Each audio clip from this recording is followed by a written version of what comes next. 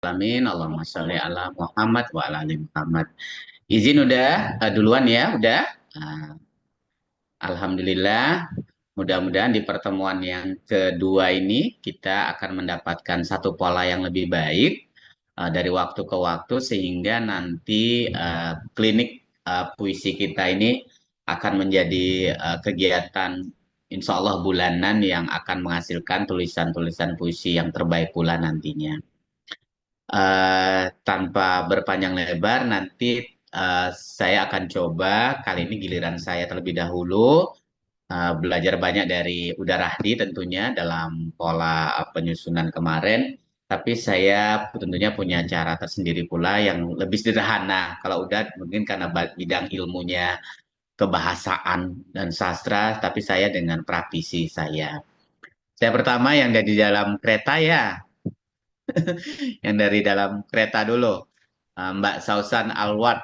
Ah, kita polanya kalau bisa, kalau yang hadir baca dulu puisinya, kemudian nanti baru kita sedikit bincangkan lah, bukan dikritisi. Ilmu saya masih terlalu rendah untuk mengkritisi, tapi kita bincangkan berdasarkan pengamatan dan analisis sederhana. Bisa nggak Mbak Sausan baca dulu puisinya? Ada Mbak? Ada stoknya di situ. Kalau nggak saya bukakan.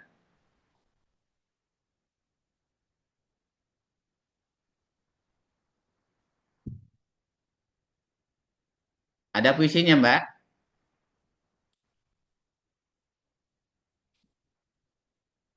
Oke, sebentar.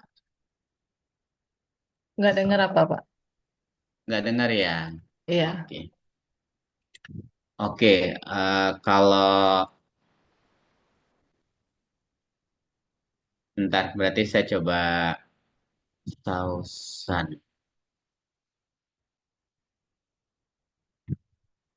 Oke.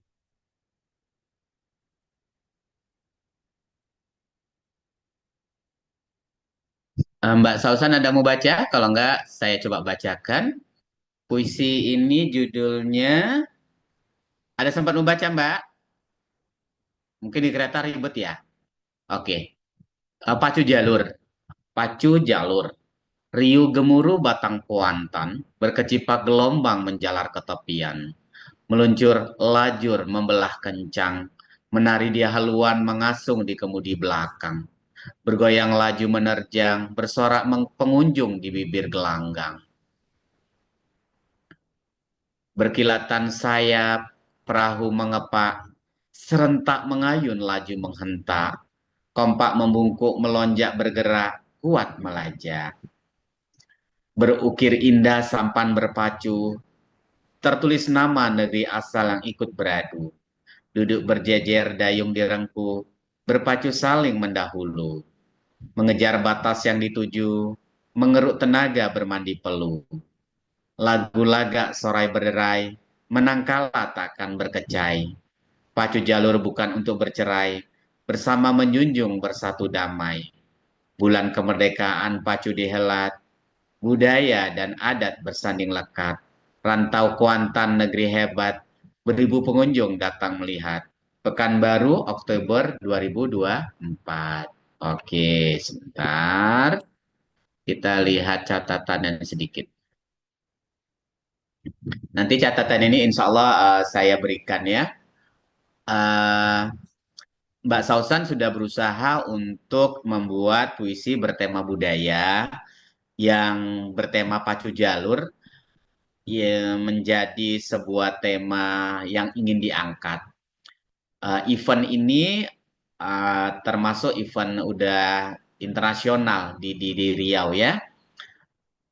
Secara tidak sadar, ketika kita menuliskan ini adalah bentuk aliran sastra pariwisata yang beberapa tahun dahulu sempat ramai dan kali ini akan terus digerakkan untuk mengangkat satu potensi lokal melalui sastra. Nah, kita melihat satu persatu puisi dari Mbak Sausan ini, Pacu Jalur ya. Ketika saya membaca puisi tadi, saya cenderung seperti membaca sebuah pantun. Seperti itu. Karena polanya pola rim bunyinya itu coba dibuat seperti pantun. Eh, karena kita tahu pantun itu kan memang puisi lama. Jadi mungkin maksudnya ini dibuat membentuk sebuah identitas kemelayuan gitu ya.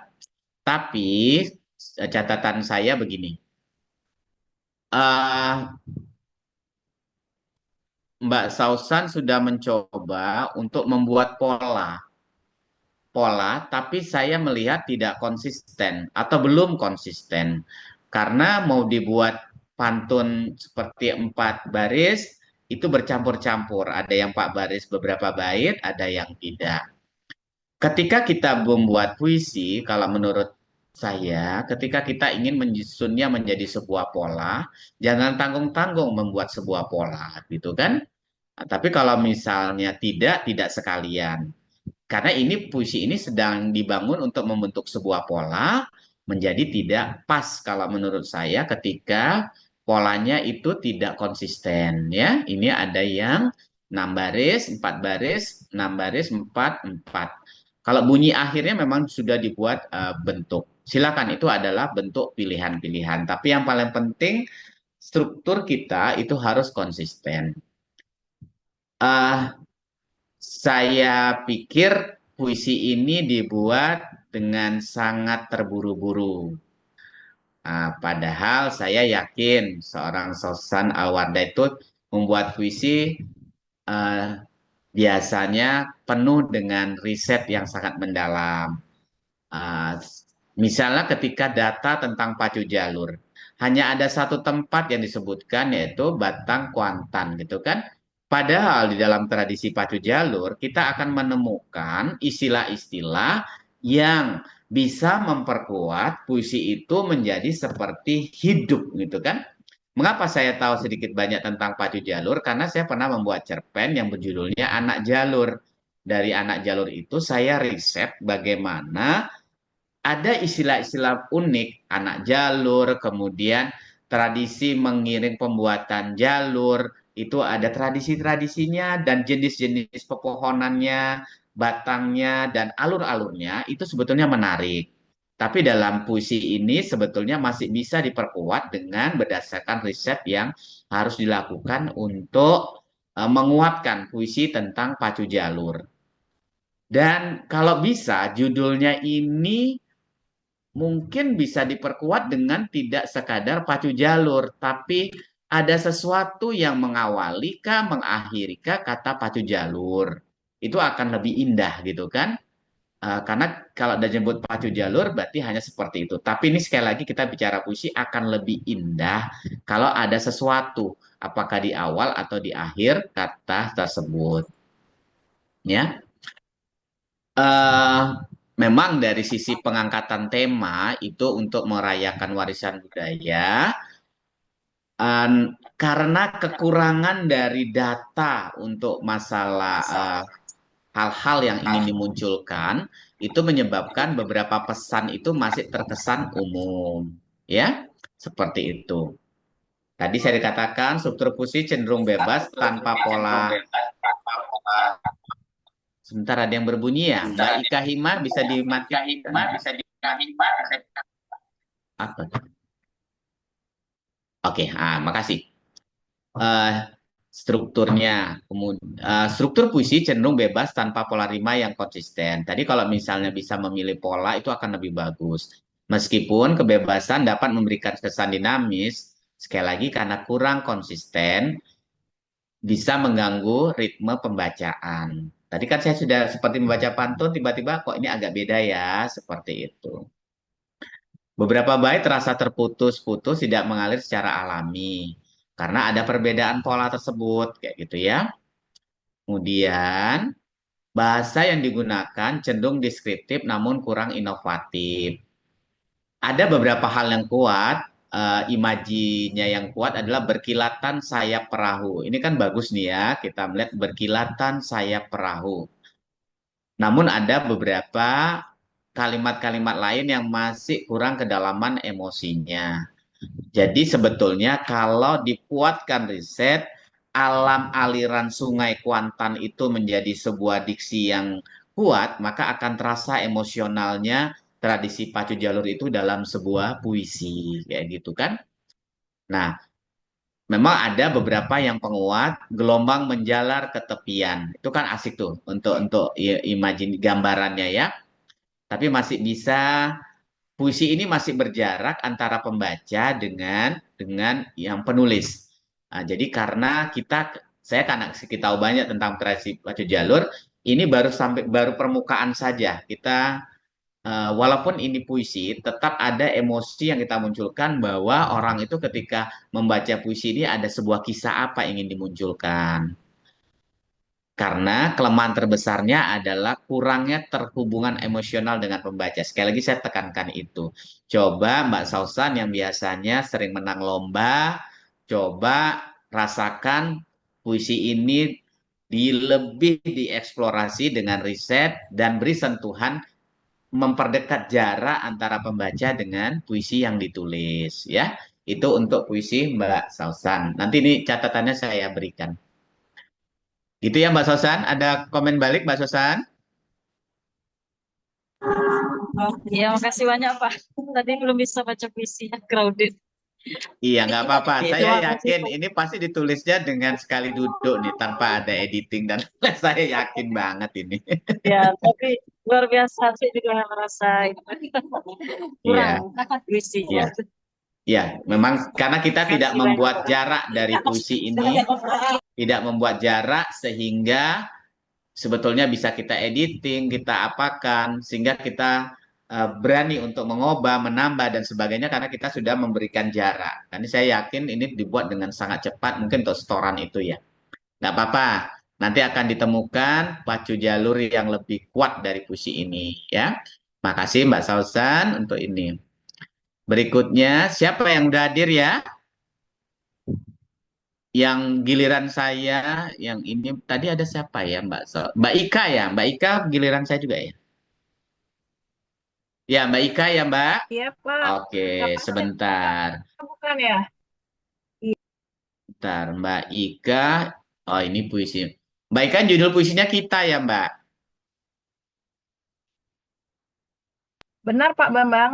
Oke, Selamat baik. malam, Pak Bambang. Oke, Mbak Ika tolong baca dulu biar terasa puisinya. Sebentar saya bukakan dulu. Kalau misalnya di tempat Mbak Ika nggak ada. Ah. Oh, ada, Pak. Saya lagi melihat.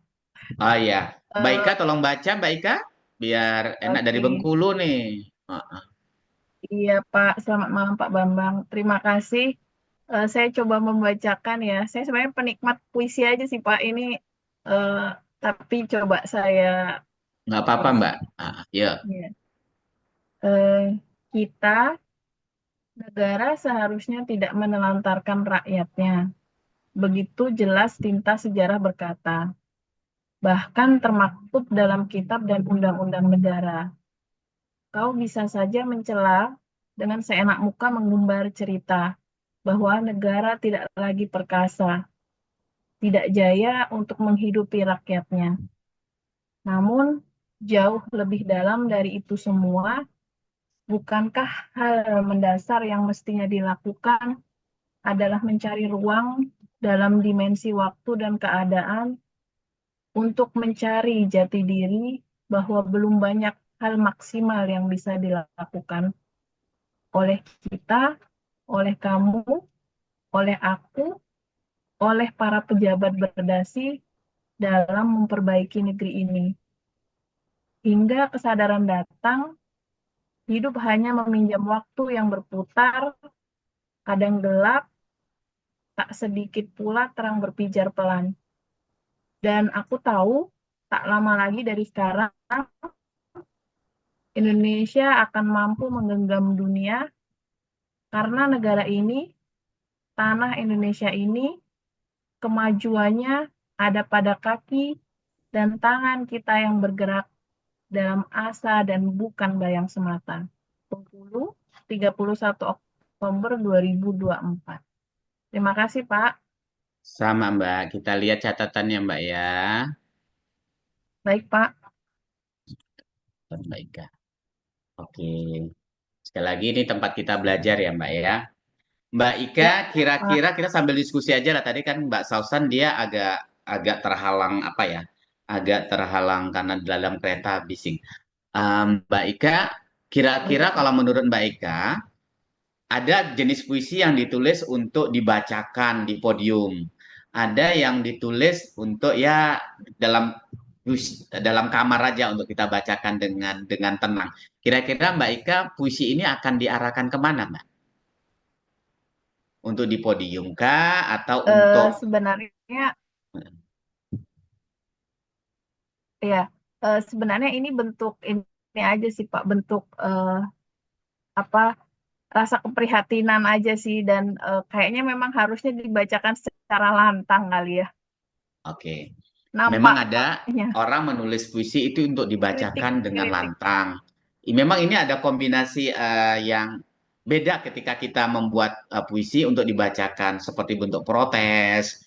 Eh, ini bahasa sederhananya kombinasi antara kamar dan podium kayak gitu kan. Mungkin udah dari nanti menyebutkan istilahnya apalah secara teori. Tapi saya melihat misalnya ketika di sini ya, ketika oleh kita, oleh kamu, oleh aku dan oleh para penyanyi ini kan enak nih ketika kita membacakan dalam podium dengan bar gitu kan. Tapi di sini ada bait-bait yang ada baris-baris kalimat yang cenderungnya kita agak agak sederhana dalam artian enaknya baca di kamar nih. Negara seharusnya tidak melantarkan rakyatnya atau tergantung pembacaan sih sebetulnya ya. Tapi Mbak Ika silakan, kita nih setiap penulis pasti punya pola, punya belajar banyak akhirnya puisi kita menjadi seperti apa. Puisi kamar juga bagus ketika kita memang kuat memilih diksi yang seperti kayak Sapari Djoko Damono kayak gitu. Atau seperti Mbak Elvi Tiana Rosa yang memang khusus untuk di podium kayak gitu kan. Ada silakan aja itu masing-masing kita punya cara. Tapi beberapa catatan begini Mbak, kalau Mbak kalau saya mengatakan ini potensi untuk bisa dijadikan puisi podium, tapi ada kata-kata yang kalimat-kalimat yang bisa kita perkuat menjadi semua yang menghentak, yaitu ya menghentak ya Mbak ya. Oke Pak. Nah, kayak saya ada garis merah, tapi di sini ada kalimat-kalimat yang menurut saya agak mubazir Mbak. Misalnya coba kata bahkan, bahwa, bahwa, terus ada untuk, terus hanya, kemudian rasakan gini, diksi kemajuannya tuh coba kita feel rasakan, misalnya tanda Indonesia ini, tanah Indonesia ini kemajuannya seperti kita membaca berita, kurang-kurang apa ya, kurang greget kalau untuk kita Oke. membaca gitu ya Mbak. Ini tinggal kemudian gini, kita dalam menulis ketika ingin membentuk sebuah pola, kita usahakan pola kita tuh konsisten. Contohnya gini, oleh kita ini kan dua kata ya Mbak ya. Oleh kamu, oleh aku, di sini agak sedikit berbeda. Oleh para pejabat berdasi. Jadi nggak enak ketika misalnya kita mau naikkan itu. Oleh kita, oleh kamu, oleh aku, oleh para pejabat berdasi. Itu nggak berbunyi konsisten. Jadi misalnya di sini aja misalnya Mbak, oleh para, dan seserahlah mau para dipersepsikan apa. Jadi pilih satu kata yang biar enak nanti kita membunyikan kalau memang ini menjadikan sebuah puisi panggung. Pilih, coba misalnya gini, ada kata-kata yang tidak kita harus melakukan proses editing. Saya melihat masih ada yang belum total di editing. Terbukti kata Indonesia akan mampu menggenggam dunia kan kurang G ya Mbak ya. Kita dalam Mm-mm. menulis puisi usahakan bagaimana sekali lagi tadi kayak Mbak Sausan karena terburu-buru nyetor. Padahal dia punya potensi lebih. Mbak Ika mungkin punya potensi seperti ini. Sebetulnya kalau kita ketika sebuah karya itu sudah dipublis, tidak ada alasan waktu itu mepet, tidak ada belum melakukan sebuah editing dan sebagainya itu akan cerminan dari kita. Makanya lebih baik menunda atau kirim yang lain yang memang sudah matang, nah, kayak gitu kan? Seperti itu. Jadi seperti ini. Gini kalimat, tidak jaya untuk menghidupi rakyatnya. Menurut saya kata-kata seperti untuk, nanti ada juga kata yang, itu kalau misalnya bisa ternyata dihilangkan, kita hilangkan saja. Misalnya, tidak jaya menghidupi rakyatnya. Mengapa harus ada tidak jaya untuk? Karena ketika bicara ada untuk, itu ketika untuk menjadi puisi itu kurang-kurang indah kayak gitu kan. Termasuk di sini bahkan, bahwa. Jadi itu udah rasakan sensasinya itu Mbak, gitu kan. Ini hidup hanya meminjam waktu yang berputar. Mengapa harus ada hanya? Hidup meminjam waktu yang berputar. Nah, kan itu. Kemudian ini tadi yang sangat membanggu adalah ini kemajuannya. Tidak indah kalau untuk sebuah puisi yang menggelorakan seperti ini ya. Puisi memang adalah sebuah cerita. Cerita yang dari awal ada isi, ada akhir. Dia mirip sebuah cerpen, ada kisah kehidupan. Eh, dalam asa dan bukan baik. Bisa nggak kita belajar kembali bagaimana ending itu adalah kalau dalam cerpen itu kan kita berharapkan ending-ending yang menyentak kayak gitu. Puisi pun harus menyentak. Cara menyentaknya bisa dengan satu kata yang menggugat, satu kata yang apa, atau memang hening sekalian kayak gitu kan. Coba ini sebetulnya masih ada menggantung. Ada endingnya ya. Saya nggak tahu nih mengapa harus ada petik dalam kurung. Ada pada kaki dan tangan kita yang bergerak dalam asa dan bukan bayang semata. Itu seharusnya bisa dicari kalimat misalnya misalnya satu kata misalnya kalau misalnya saya suka kata sunyi misalnya dalam asa dan bukan bayang semata sunyi. Jadi puisi itu memang harus diakhiri dengan sangat apa dengan perasaan. Kalau menyentak nyentak sekalian. Nah, itu kan. Ya sekali lagi saya masih juga belajar Mbak, jadi nggak masalah untuk ini ya. Jadi kalau Mbak mau menulis pola, pakailah pola. Tapi kalau tidak, silakan tidak. Tapi tolong jangan mengganggu secara keseluruhan puisi kita ini mau yang puisi seperti apa, ya. Sebetulnya ini pola oleh ini cenderung pengulangan, tapi karena tidak konsisten, jadi tidak menjadi kuat kayak gitu kan. Sebetulnya ini enak nih kalau kita baca dari awal-awal mau naik di sini nanti nih. Itu untuk Mbak Ika, tapi Oh, catatannya sedikit ada beberapa, nanti silakan dibaca ya Mbak. Nah, oh ini iya, Pak. catatan saya udah cukup banyak, tapi situ aja saya lebih cenderung diskusi kayak gitu nanti ya. Nggak apa-apa Nih. Mbak Ika, terus semangat. Kita rindu nanti FLP. Mbak Ika udah pernah nulis buku tunggal? Saya kebanyakannya menulis artikel ilmiah, Pak. Oh, nampak banget. Ini kayak bahasa pembukaan Iya, undang-undang. betul, Pak. Kayak Bapak tadi komentar seperti itu, saya ngelihat bahwa kalimat-kalimat seperti bahwa penghubung-penghubung itu tuh mungkin banyak cenderungnya ini intervensi dari ini karya tulis ilmiah ya, Pak. Nggak apa-apa, Mbak. Baik. Mbak paling tidak sudah mencoba ketika karya ilmiah pun, ketika kita menulis karya ilmiah, kemudian kita dekatkan dengan sastra, karya ilmiah kita nanti akan lentur, enak dibaca, terasa berisinya nanti. Percayalah. Nah, kekakuan itu akan lentur ketika kita juga dekatkan dengan puisika, dengan cerpen, dan sebagainya. Nggak apa-apa, Mbak Ika ya. Selamat mencoba. Nanti ini kan tempat belajar ya. Ini tempat belajar, maka kita sebut klinik. Ditunggu Iya. puisi berikutnya, ya. Baik, Pak Bambang. Terima kasih Pak Bambang Sama, karyawan masukan-masukan yang sangat penting dan berharga ini. ya Mbak, nggak apa-apa. Saya lanjut ke tempat yang lain ya Mbak ya. Ya, silakan Pak. Assalamualaikum. Waalaikumsalam. Sebentar. Ada siapa lagi ya yang kelompok ini? Mbak Ika sudah. Oh, Mbak Rizky ya. Mbak Rizky Dianita. Ada Mbak? Ini ada nih Mbak Rizky Dianita. Bisa Iya, ada. gabung Mbak? Oke, Mbak Rizky ya. Iya, Kita lihat puisinya. Kita dibacakan iya dulu biar Pak. lebih enak. Dari cabang cabang mana Mbak? Sini ada. Oke. Mbak Riz Cabang Mojokerto, Mojokerto ya. Oke. Jawa Mbak bisa Timur. dibacakan puisinya Mbak? Oh iya, Tak Terbatas oleh Rizky Dianita. Dari 0, sekian milimeter antara kita hingga miliaran tahun cahaya memisahkan. Jauhnya jarak resahkan jiwa, ikhlas melepas di tepi batas pertemuan. Sejak detik pertama memulai kehadiran, sampai milenium terlewati tanpa suara.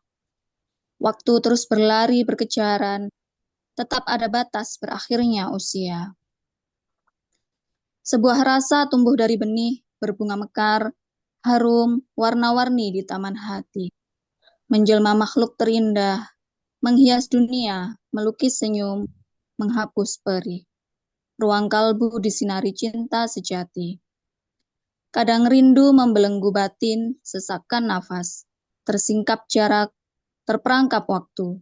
Asmara suci tak beranjak. Kesabaran kita luas tak terbatas.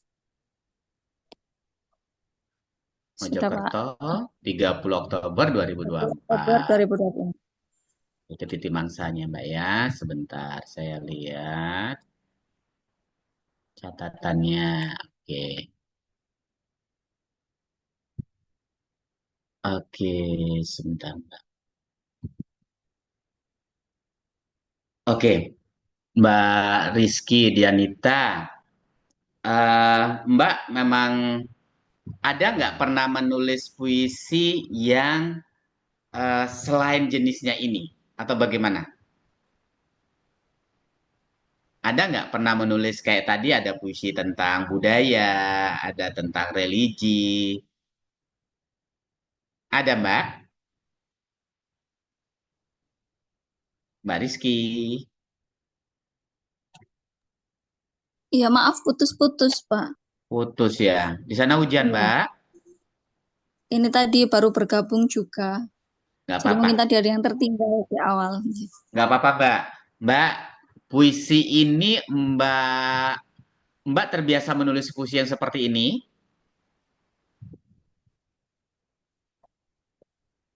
Halo? Oh, halo. Iya, Pak. Mbak biasa menulis puisi yang seperti ini Mbak? Puisi-puisi kamar kayak gini Mbak? Iya. Oke, sebentar. Terlepas dari itu pilihan kita. Mbak, puisi ini eh, akan lebih kuat ketika kalau saya ya mungkin udah nanti lain. Kalau saya lebih senang puisi itu walaupun bicara tentang aku, kamu dan rindu, aku, kamu dan cinta dan sebagainya, aku, kamu dan rasa, tapi di dalamnya bisa nggak seolah-olah puisi itu hadir menjadi nyata dengan kita memberikan sebuah data dan fakta. Ah, bukan berarti data dan fakta berupa angka semata-mata, tapi bukan. Misalnya ketika kita menyebut menyebut bunga, itu bunganya bunga apa? Ketika menyebut warna, warnanya itu warna apa? Kayak gitu. Kemudian cahaya itu cahaya yang seperti apa? Di sini ada potensi untuk dikembangkan ke arah sana.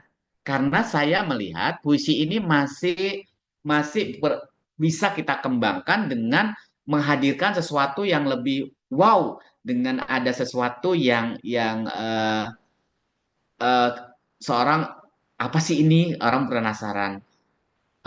Misalnya gini, berbunga mekar. Mengapa kita tidak sebutkan bunga apa gitu kan? Misalnya dandelion berbunga mekar. Harumnya tuh harum kayak apa? Warna-warni tuh warna-warni kayak apa? Kayak gitu kan? Ini makhluk terindah, apa yang ingin diindahkan gitu loh, Mbak? Apa yang mau diindahkan kayak gitu kan? Misalnya makhluk bersayap menggenggam dunia atau apalah kayak gitu. Melukis senyum, ruang kalbu disinari cinta sejati. Bisa nggak misalnya kayak kata cinta sejati ini tidak lagi kita kita sejati ini kan klise Mbak, udah banyak orang. Tapi coba cinta sejati itu kita ganti dengan sesuatu yang arkaik. Nah, cara mendapatkan kata-kata arkaik itu lihatlah kamus bahasa Indonesia itu ada ARCH. Mungkin ada sejati itu apa sih bahasa bahasa dari arkaiknya kayak gitu. Kemudian mengapa kita harus ini pengulangan kata jarak dan waktu. Eh, Ketika kita memang tidak berpola, ketika kita hindari kata pengulangan. Di atas itu sudah ada kata jarak, ada waktu, kita ulangi lagi. Kalau bisa cari kata yang lain. Jarak tuh apa kata yang lain? Waktu tuh apa kata yang lain, ya? Kesabaran kita luas tak terbatas. Saya mengatakan ini sesuatu yang sangat biasa. Kurang emosinya karena tidak dimunculkan pengalaman individu personal ketika cerita pada bab ini. Mengapa harus ada jarak dan waktu yang mengapakan sebuah kisah yang kita dimunculkan? Ingat, puisi itu adalah sebuah kisah yang ada awal, ada isi, ada akhir. Nah, jadi ini kita hanya baru mengungkapkan sebuah perasaan-perasaan yang belum belum berdaging, nah, kayak gitulah, Mbak. Gitu ya. Ah, kita perhatikan, misalnya tambahan ini, jarak antara bait satu dengan bait dua ini, yang satu ngomong jarak, yang satu ngomong waktu, tapi tanpa ada koneksi, kayak gitu, tanpa ada koneksi. Coba ah, ah, berilah sentuhan-sentuhan yang lebih lebih fakta, lebih berdata. Jadi biar puisi ini bukan hanya sekedar aku, kamu, dan rasa kayak gitu kan. Sebuah rasa tumbuh dari benih. Ini rasa rasa kayak apa sih? Kayak gitu. Ini benih apa sih? Nah, coba selagi kita bisa riset, kita bisa mendetilkan sesuatu yang ada emosional. Selagi seperti kata yang tadi Mbak Mbak Sausan, puisi ini jangan terlalu berjarak, walaupun bicara emosi di dalamnya, pembaca merasa ini kok hanya sekedar permukaan, nah, kayak gitu. Ya Mbak ya. Mbak ada mau komentar Mbak? Ini Ya, sudah Pak. udah Ya, terima kasih. ah, ah. Endingnya coba lah ini. Kesabaran kita luas tak terbatas. Masih masih masih anu Mbak, masih belum tersentak apa kesabaran kita luas tak terbatas. Cari kata lain yang luas tak terbatas itu yang seperti apa? Kalau misalnya Mbak nanti mau meluncurkan ini ke media, cobalah ya masukkan itu diubah atau misalnya japri saya berikutnya perubahan seperti apa, nanti kalau mau dimuat di media ini pasti akan lebih indah ya Mbak. Pilih kata-kata yang tidak biasa. Cinta sejati itu biasa, gitu kan? Jarak itu biasa, waktu itu biasa. Tapi jangan pula karena memilih kata arkaik seperti yang pertemuan sebelumnya, setiap baris ada kata yang arkaik, itu menjadi puisi yang betul-betul gelap sama sekali orang apa sih maksudnya? Karena puisi juga pembaca ingin menikmati. Gitu ya Mbak ya.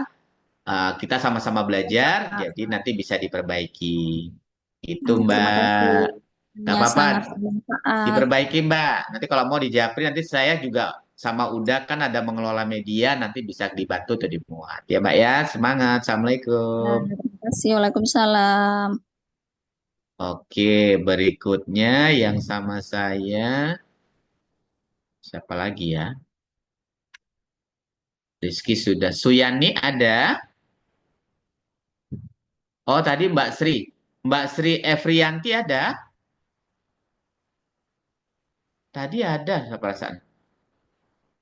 Oke lah, kalau misalnya nggak ada, saya cepatkan saja puisi dari Bu Suyani dulu. Singkat aja, kalau misalnya nggak ada orangnya, saya nggak panjang lebar. Tapi saya bacakan dulu Pak, puisi. ini Ya, orangnya, mohon maaf Pak, motong. Ini orangnya baru masuk nih. siapa? Suyanik ini Pak. Udah masuk sekarang? Ini baru. Kita cari-cari orangnya di grup satu lagi juga nggak konfirmasi. Ini baru masuk. Oke. Ntar Pak. Yang kalau Sri itu belum ada ya? Sri apa tuh? Sri Evrianti tadi ada loh, Sri Evrianti Rahab. Oh iya, mungkin kelempar kali Pak. Lempar ya. Yang Untuk Suyani Suyanik. dulu, udah masuk? Coba lihat.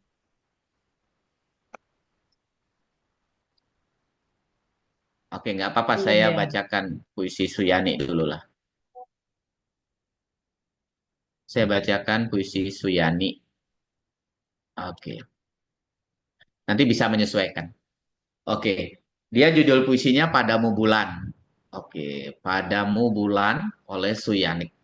Padamu bulan, aku menemukan sepotong angan. Nun jauh di sana sedang berbicara tentang cinta. Cinta sejati yang terpatri. Padamu bulan, aku menemukan seonggok harapan. Nun jauh di sana sedang bercengkerama tentang kita. Kita selalu merindukan. Padamu bulan, aku menemukan sebutir keindahan. Berkilau memukau kalbu, sinarnya menembus relung sukma. Oke, Gresik 25 Oktober 2024. Itu dari Mbak Suyani. Kita lihat catatannya. Ini kan nanti ada rekamannya ya, Vita ya. Mudah-mudahan nanti bermanfaat rekamannya itu. Oke.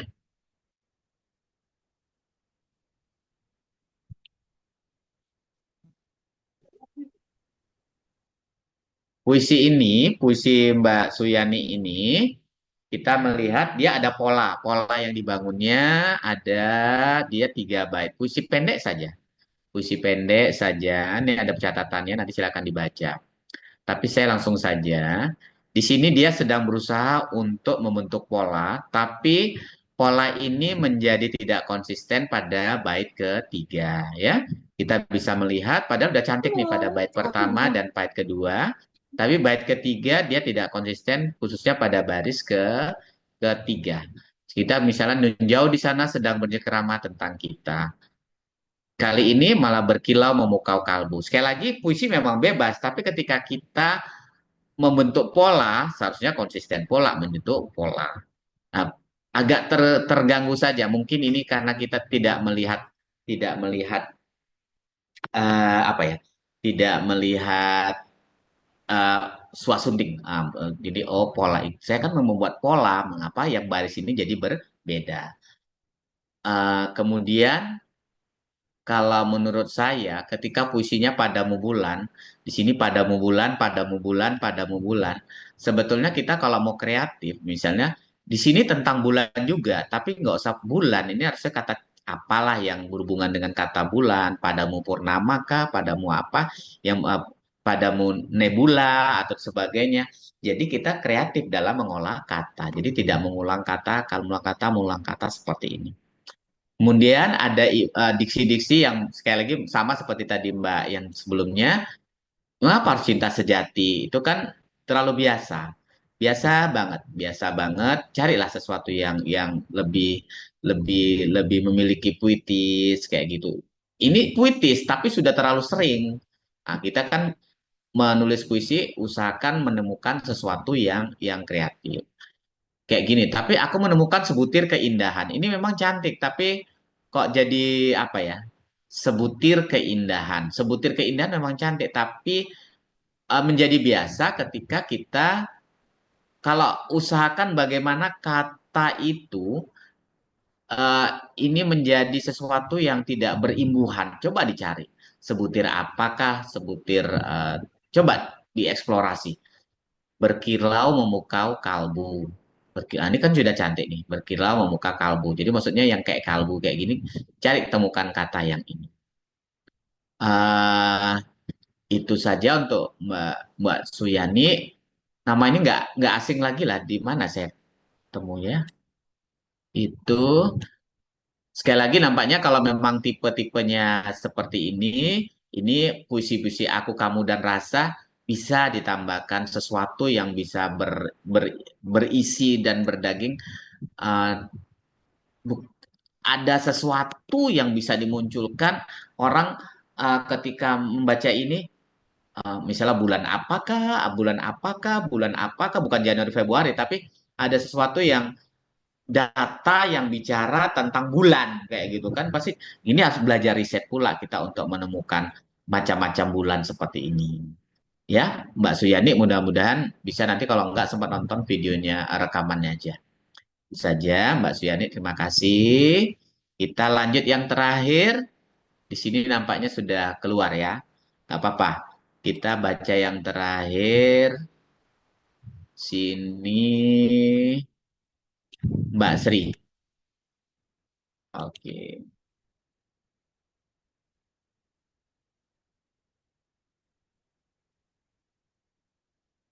Sri Ervianti Arhab ya, jejak tak berdetak. Ini agak panjang. Lalu hari ini aku dia membantu sejak pagi tadi. Mata memerah, air mata mengucur sederas banjir badak. Kalimat yang kau sampaikan harus kueja perlahan, memaknai titik dan koma yang saling bertautan, memaknai suara kita yang saling bersahutan. Huruf-huruf yang bersembunyi di balik jeruji hati beralian dalam rinai hujan pagi. Tanpa tahu siapa yang peduli lagi, dingin mencabik tubuh yang semakin lunglai. Aku meringkuk mencoba membunuh pilu yang semakin dalam. Aku kehilangan genggaman ketika terjatuh. Detik itu kau pergi, dirimu menjauh, tak ada ucap sekata pun. Lalu suasana ruangan menjadi riuh. Ada tangisan perempuan yang bukan lagi kasih di sudut ruangan. Jejak tak berdetak, kepiluan semakin membuta, menyesap tiap jiwa yang terhentak dan aku terlunta. Di tepi kamar aku termangu, menyesap sedih yang semakin menderu, hujan dan tangis meramu sendu. Aku tenggelam dalam bait yang paling biru, kepahitan bersatu dengan rindu dan dingin semakin membeku. Apakah kau sengaja mencebur luka di langitku? Pada suatu masa ribuan kilometer pernah meniadakan jarak. Di peraduan, keping rindu selalu menjejak, menjelma semu yang menyesal. Esok takkan ada lagi selongsong tatap yang selalu mengusikmu. Mungkin ini hanyalah kisah fiksi penuh harap. Dari ribuan dongeng tidurmu, lagi pula ini tak pantas disebut cinta. Bogor 2018. Oke, Mbak tadi catatan. Oke. Oke. Kalau kita melihat puisi ini terdiri dari dua pola. Dua pola, pasti ada alasan tertentu penulis membuat dua pola seperti ini. Tapi kalau menurut saya, sebetulnya ini ada dua puisi. Dua puisi ini cukup di sini satu puisi. Yang satu lagi yang dengan pola seperti ini satu puisi. Nah, sehingga ketika membaca puisi dengan pola yang bercampur seperti ini sudah selesai sebetulnya cerita puisi ini pada bagian yang ini. Tapi karena dimunculkan dengan pola seperti ini, walaupun ini diawali dengan judul Jejak Tak Berdetak, menjadi tidak nyambung secara emosi. Cobalah rasakan di bagian tiba-tiba muncul gini. Pada suatu masa, ribuan kilometer pernah meniadakan jarak. Di peraduan ke rindu selalu menjejak, menjelma semu yang menyesal. Ini seperti ada cerita baru lagi, kayak gitu kan, cerita baru. Sepertinya keterputusan antara bait satu dengan bait yang lain, ini kisah-kisah yang saling terputus. Untuk bait yang pertama ini penulis harus punya keberanian untuk memangkas kalimat-kalimat yang panjang sehingga tidak kehilangan makna. Contohnya gini, eh, coba rasakan. Kalimat yang kau sampaikan terus ku eja perlahan, memaknai titik dan koma yang saling bersahutan, memaknai suara kita yang saling bersahutan. Kita akan membaca ulang lagi, apa sih maksudnya, kayak gitu kan. Ingat ya, puisi ini akan dinikmati oleh pembaca. Ya, kita juga harus memberikan layanan sedikit. Bukan lantas saya sudah menulis puisi, tapi kan ini kan puisi untuk publikasi, kayak gitu kan. Ini sebetulnya bisa dipangkas menjadi bagian-bagian yang lebih berani untuk dianukan, ya. Sehingga banyak. Walaupun kalau kita melihat ini puisi yang sangat samar sekali karena pintar dia milih diksi-diksi mata memerah, air mata mengucur sederas banjir badang. Tapi kalimat itu terputus antara bait satu dengan bait berikutnya.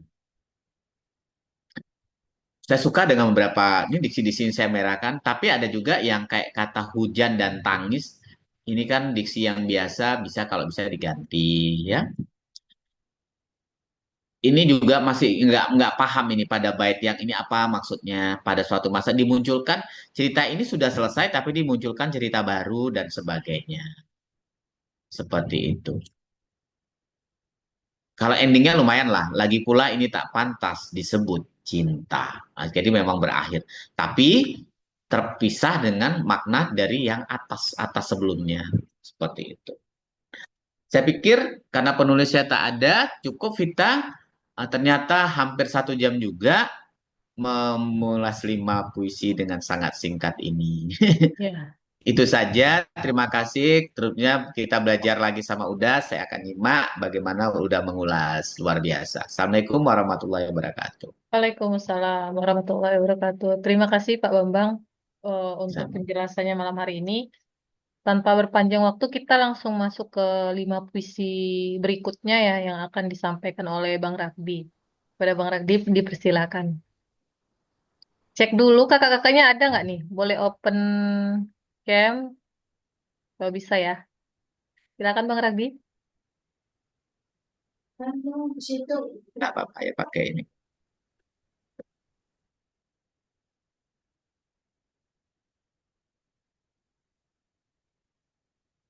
Baik, Assalamualaikum warahmatullahi wabarakatuh. Waalaikumsalam warahmatullahi wabarakatuh. Ya masih semangat ya kawan-kawan semuanya. Sudah cukup malam dan tadi kita sudah sama-sama menyimak ulasan dari Pak Bambang. Pak Bambang memang eh, basic beliau adalah seorang guru ya dan sangat sabar eh, mengulas satu persatu. Dan saya yakin kawan-kawan semuanya, ibu-ibu semuanya, karena sepertinya peserta klinik puisi malam ini lebih dominannya ibu-ibu ya, yang dari kaum perempuan dan karya-karya yang masuk pun sepertinya juga didominasi oleh kaum perempuan. Kembali ke nama lama FLP ya, Forum Lingkar Perempuan. Tapi mudah-mudahan bukan seperti itu ya.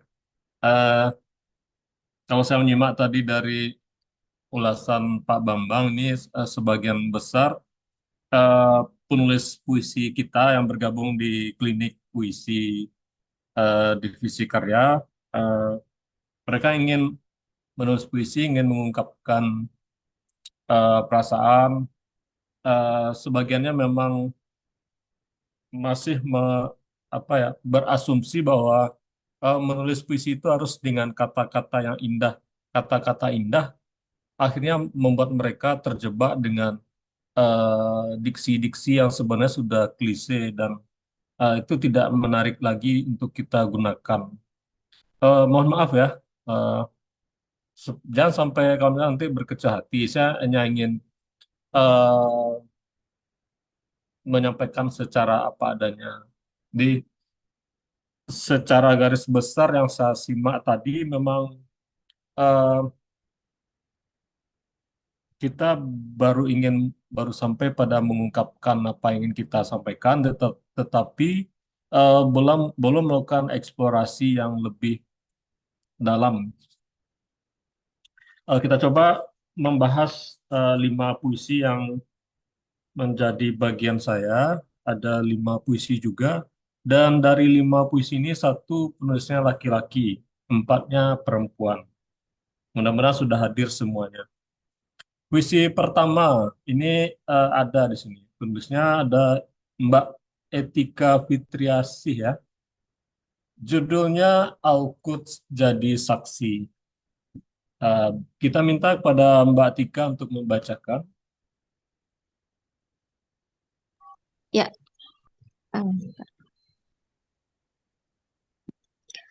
Al-Quds jadi saksi.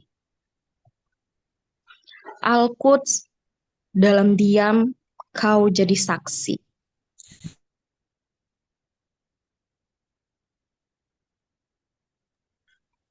Tetesan darah anak perempuan 9 tahun dihantam granat Zionis. Al-Quds dalam diam kau jadi saksi. Wajah lugu tak berdosa menancapkan bendera negerinya di tanah kelahirannya. Lagi dan lagi iblis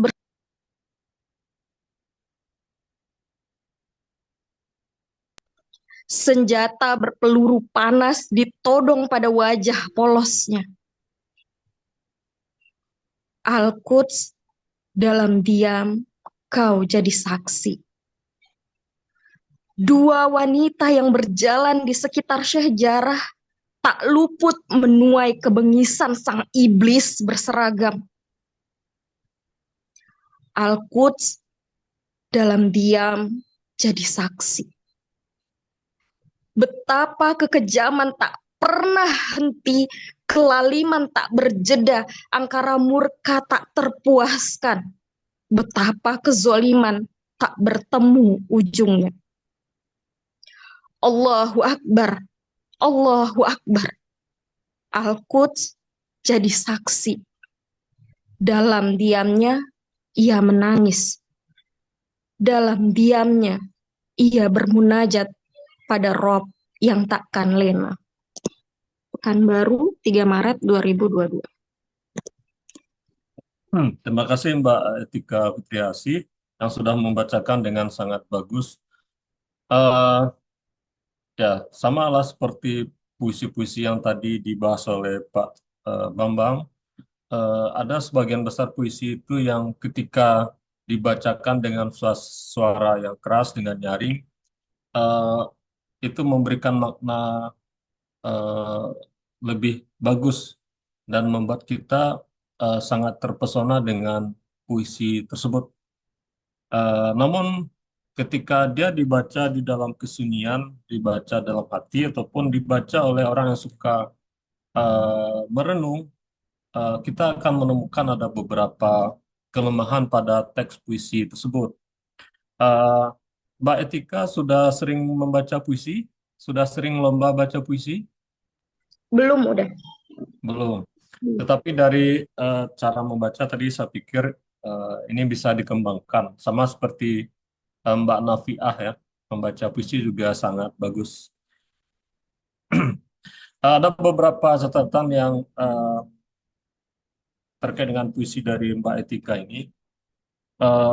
Isu Palestina adalah isu yang sangat menarik ya, sangat memang sensitif dan seperti bulan kemarin juga ada beberapa puisi yang mengangkat tentang Palestina. Di Palestina adalah ide ataupun isu yang menggetarkan hati kita, yang membuat kita merasa tersakiti, kemudian bagaimana kita merasa terkoyak-koyak. Kemudian di sini Mbak Etika dalam menulis tentang Al-Quds itu dia menggunakan teknik repetisi, bagaimana eh, menggunakan pengulangan kata, frasa, dan klausa yang sama untuk mempertegas makna dari kalimat atau wacana. Kita lihat di sini ada kata yang diulang yaitu Al-Quds, dalam diam kau jadi saksi. Ini diulang dari bait ke bait sampai ke bait 1, 2, 3, 4. Walaupun ada sedikit perbedaan di bait keempat, tidak ada lagi kau di situ. Langsung Al-Quds, dalam diam jadi saksi. Dan itu di bait kelima juga polanya sama. Di eh, sebenarnya pengulangan ini ataupun repetisi ini adalah digunakan untuk bagaimana meningkatkan intensitas ketegangan eh, sehingga apa yang dibangun dalam puisi ini bisa eh, memancing perasaan tertentu dari eh, pembaca.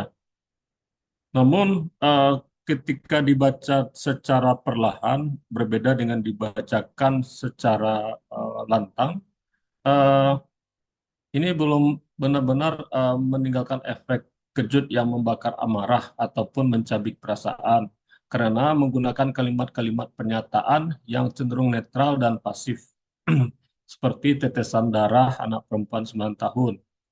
Berbeda efeknya jika ditulis darah menetes dari lengan anak perempuan 9 tahun yang telah cabik-cabik bajunya. Ini sama juga dengan saran Pak Bambang tadi, bagaimana kita eh, untuk efek-efek tertentu kita bisa menggunakan kata dasar. Jadi ketika kita menggunakan kata yang sudah berimbuhan, itu efeknya berbeda dengan kita menggunakan kata dasarnya. seperti ini. Kekejaman dengan kejam itu rasanya akan berbeda. Kekejaman itu sudah terbungkus, dia sudah menjadi kata benda. Sementara kejam itu kata sifat dan efeknya akan berbeda. Eh, Seperti yang saya singgung tadi, misalnya tetesan darah anak perempuan 9 tahun. Jadi kita yang jadi fokus imajinasi pembaca adalah tetesan darah.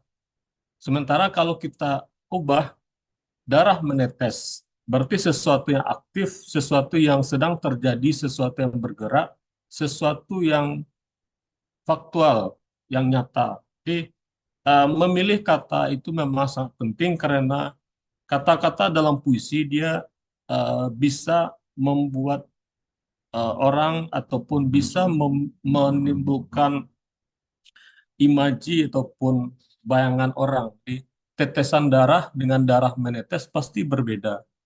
Benar kan? Kalau tetesan darah kan eh, agak apa ya, tidak semenyakitkan darah menetes seperti itu. Jadi kalau kita bisa coba ini salah satu alternatif saja. Al-Quds dalam diam jadi saksi betapa kekejaman tak pernah henti, kelaliman tak berjeda, angkara murka tak terpuaskan, betapa kezoliman tak bertemu ujungnya. Kita bisa menyingkatnya supaya lebih menimbulkan efek. Al-Quds dalam diam jadi saksi, kekejaman tiada henti, kelaliman tak berjeda, angkara murka menabur nestapa. Kezoliman akankah ada akhirnya? Eh, Kalau menurut saya baris terakhir pada puisi Mbak Tika ini kan betapa kezoliman tak bertemu ujungnya. Ini menggambarkan sesuatu yang seperti sebuah berita, sebuah hanya laporan bahwa eh, kezoliman ini belum berakhir. Kalau di sini kita coba menyesuaikan antara baris-baris sebelumnya dan kita coba padatkan. Ya, kezuluman akankah berakhirnya? Di sini meskipun mungkin kezaliman itu masih berlangsung, tetapi masih ada keinginan ataupun harapan bagaimana kezaliman itu harus segera berakhir. Nah, ini yang eh, menurut saya perlu kita perhatikan ketika kita menulis puisi. Bahwa dalam puisi eh, kita memang harus menyaring kata-kata. Di kata-kata itu sebisa mungkin kita saring, kita padatkan. Meskipun menulis puisi itu adalah ekspresi secara bebas, tetapi tetap karena satu kata itu punya arti dalam puisi. Ini walaupun sering diulang-ulang, tetapi ini benar adanya. Di puisi itu adalah eh, ekspresi yang sudah terpadatkan bagaimana dia sifatnya esensial. Sementara kalau prosa kita bisa mengeksplorasi seluas-luasnya. Berbeda dengan puisi, kita memang harus memfilter, memadatkan seperti itu. Nah, saya mungkin tidak akan berlama-lama. Kita lanjutkan ke nanti bisa diskusi lebih lanjut mungkin di sesudah 5 puisi kita bahas. Lanjutkan ke puisi berikutnya. Penulisnya Ali Usman. Tadi saya lihat ada Bang Ali, udah Ali. Judulnya adalah Merajah Masa. Udah Ali masih hadir? Hadir. Ya. Boleh dibantu bacakan? Baik, kasih udah. Mohon maaf tidak aktif videonya ya. Ya, silakan. Inilah. Merajah Masa oleh Ali Usman. Dalam diam, aku melukis. Merajah masa, mengapikan asa. Akankah diri miskin karya jika langkah menggelayuti mimpi? Buanglah sesak dunia sementara, pulanglah sejenak ke relung hati. Galilah potensi merendah karya. Demi sejenak prasasti legasi. Figur teladan disematkan kuat Rasulullah Muhammad semata. Manusia suci, mulia semesta, tuntunan matlamat akhirat. Merajah masa, menjalin karya. Gali potensi menuju mimpi, menggapai pahala jariah jasa, bahagia dunia dan akhirat nanti. Padang 31 Mei 2022. Ya. Terima kasih dah. Terima kasih Uda Ali. Uda Ali juga berprofesi sebagai guru ya. Ya, Ya, dan puisinya sangat bagus dan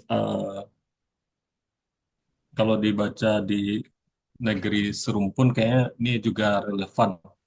Dan kalau kita lihat struktur ini sangat rapi ya, eh, dengan pilihan barisnya satu bait itu ada 4 baris, kemudian jumlah kata yang bisa dikatakan cukup sama sejajar. Eh, Sepertinya Uda Ali ini juga masih eh, bertahan dengan gaya puisi lama. Puisi lama, apakah itu syair ataupun pantun. Dan memang gaya-gaya puisi ini dulunya memang adalah cikal bakal dari puisi Indonesia, dari puisi lama, ada puisi-puisi dari Melayu. Eh, Ya, puisi ini enak dibaca, mengutamakan pesan untuk berkarya, berkreativitas sebagai warisan intelektualitas yang kelak ditinggalkan. Seperti tadi dikatakan di bait pertama, eh, bagaimana seorang aku di sini merasa gelisah, akankah diri miskin karya?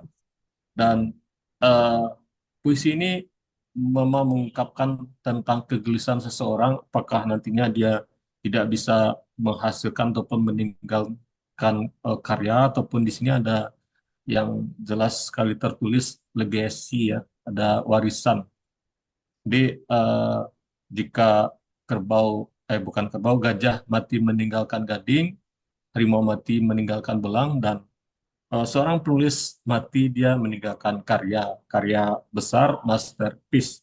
Nah, eh, puisi Uda Ali ini seperti itu, di bagaimana ingin mengungkapkan bahwa seorang manusia harus bisa bermakna dalam kehidupannya. Jadi itu pesan yang ingin disampaikan, terutama dalam hal ada karya yang bisa ditinggalkan ataupun yang bisa diwariskan. Jadi saya menganggap ini adalah sebuah puisi didaktis, yaitu bagaimana menyampaikan pesan langsung kepada pembaca di ada amanah ataupun moral. Kemudian tekanan pada pesan tidak diantarkan melalui bahasa figuratif, yaitu bahasa majas ataupun metafora. Namun perhatian pada pilihan kata ataupun diksi dan bunyi membuat puisi sangat bagus bila dialihwahanakan menjadi lagu ataupun musikalisasi. Eh, di sini saya mengatakan bahwa puisi Uda Ali ini belum menggunakan bahasa figuratif ataupun majas metafora. Di kita lihat di sini benar-benar mengungkapkan pesannya secara lugas. Akankah diri miskin karya? Kan benar-benar langsung pesan yang ingin disampaikan. Kemudian di bait kedua juga seperti itu. Galilah potensi merendah karya demi sejenak prasasti legasi. Ini juga pesan langsung sangat didaktis. Kemudian bait-bait berikutnya juga seperti itu, bagaimana kita meneladani Rasulullah. Kemudian yang terakhir ini juga sangat jelas pesannya, yaitu gali potensi menuju mimpi. Namun demikian, saya yakin puisi-puisi seperti ini ataupun karya-karya seperti ini akan juga ada ruangnya. Ruang artinya kapan akan diekspresikan, kapan akan dibacakan, dan akan juga memiliki pembaca-pembaca yang akan menyukainya. Terutama sekali apabila dibaca di ruang-ruang sekolah ataupun pada dunia pendidikan, kan ini sangat pesannya sangat kuat dan langsung bisa dicerna oleh siapapun eh, pendengar ataupun pembaca. Namun apabila kita ingin menjadi seorang penyair yang nantinya akan eh, mungkin nama kita akan dikenang sampai 1.000 tahun kemudian, ya hal-hal yang seperti saya sebutkan tadi ini perlu juga kita masukkan, yaitu bagaimana menggunakan majas, metafora, imaji, itu penting di dalam puisi. Eh, Kalau tadi yang dibahas oleh Pak Bambang kan ada berangkat dari karya tulis ilmiah dan sekarang mencoba beralih kepada puisi. Nah, ketika kawan-kawan ingin nulis puisi, yang perlu kita pahami adalah menulis puisi itu memang yang dikedepankan itu adalah rasa, intuisi, estetika, etika. Sementara ketika kita menulis artikel, karya-karya non-fiksi, yang kita kedepankan memang logika. Di bagaimana kita memasukkan informasi sebanyak mungkin itu di dalam karya non-fiksi ataupun artikel. Sementara ketika kita menulis puisi, yang dituju itu adalah rasa. Rasa dari kita sebagai penulis dan rasa yang nantinya akan sampai pada pembaca. Ketika orang tidak bisa merasakan apapun di dalam puisi kita, berarti kita belum berhasil menulis puisi. Jadi memang eh, rasa, intuisi. Kemudian bagaimana kita bisa menghadirkan rasa di dalam puisi? Eh, Masukkanlah hal-hal personal, yaitu pengalaman empiris kita. Meskipun pengalaman empiris kita akan berbeda satu sama lain, tetapi biasanya akan ada pengalaman-pengalaman empiris itu yang sifatnya universal. Misalnya kesedihan. Kesedihan orang bisa ditimbulkan oleh hal-hal yang berbeda.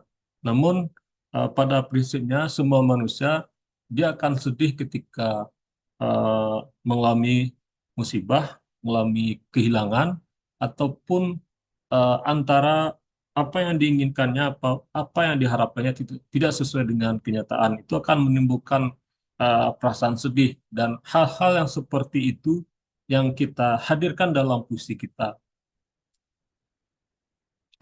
Kita lanjutkan ke puisi berikutnya. Judulnya 38 514 17.001. Itulah Indonesia. Penulisnya Arisal Yati. Ya, hadir. Ya, ya silakan, Mbak. Baca ya. Boleh, boleh. 38 514 17.001. Itulah Indonesia. Karya Ari Salyati. Di salah satu sudut kota, bagian dari 514, terjadi perbincangan apik, mencari solusi tentang kemacetan kota. Ditemani aroma robusta dan ubi kayu yang menggugah selera. Terjalin rangkaian kata demi satu cita. Nun jauh di bagian 17.001, seorang ibu masih menunggu kepulangan anaknya dari negeri rantau atas prestasi yang diraih, siap mengabdi untuk negeri, membangun bagian dari 38 provinsi. Walau katanya, pesona di luar negeri tiada terkira indahnya, namun tetap tak mampu mengalahkan keindahan Indonesia. Ya, terima kasih Mbak Arisal Yati. Panggilannya siapa, Mbak? Yati. Ari. Ari. Ya. Ya. Mbak Ari juga biasa menulis artikel. Tidak terlalu sering sih. Eh, yang dominannya menulis apa, kalau boleh tahu? Karya ilmiah memang sering, tapi puisi juga sering.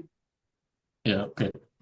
Eh, Puisi ini dengan pilihan judul yang menggunakan angka-angka ini, eh, sebelum kita membaca ke bait-baitnya kan kita nggak tahu kenapa ada angka di sini. Ternyata di dalam memang ada informasi-informasi terkait dengan angka-angka yang digunakan Mbak Ari sebagai judul. Jadi idenya sangat kreatif, memadukan data statistik, yaitu jumlah provinsi, kota, dan pulau di Indonesia menjadi puisi yang kreatif.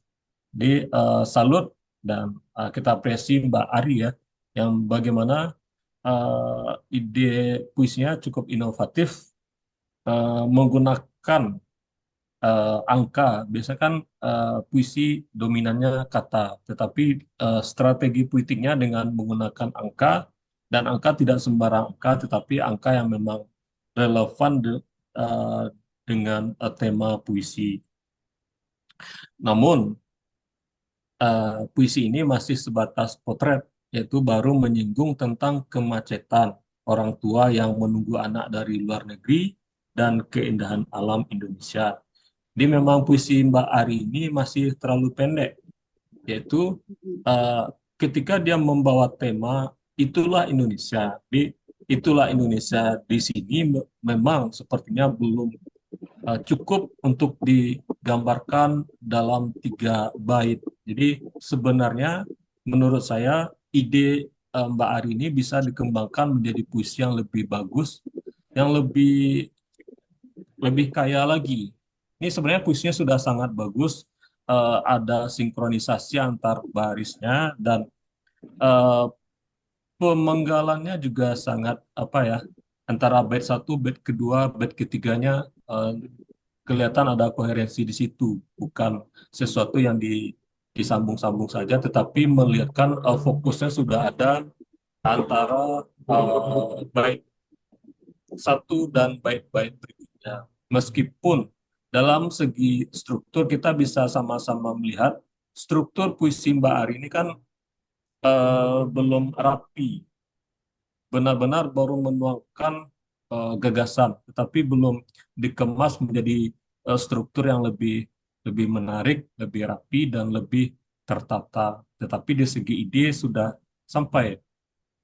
Jadi sebenarnya masih bisa dikembangkan lagi menjadi puisi yang lebih panjang ataupun dengan muatan yang lebih gemuk. Di puisi ini bisa berpotensi untuk dikembangkan, misalnya mengupas isu yang lain seperti kemiskinan, pembangunan, kualitas pendidikan, krisis generasi muda, dan lain-lain. Karena kita sama-sama memahami Indonesia itu adalah negara yang punya potensi sangat besar dengan 38 provinsi, begitu banyak kota, ada desa-desa, kemudian ada pulau-pulau yang demikian banyak. Eh, dan juga punya banyak persoalan.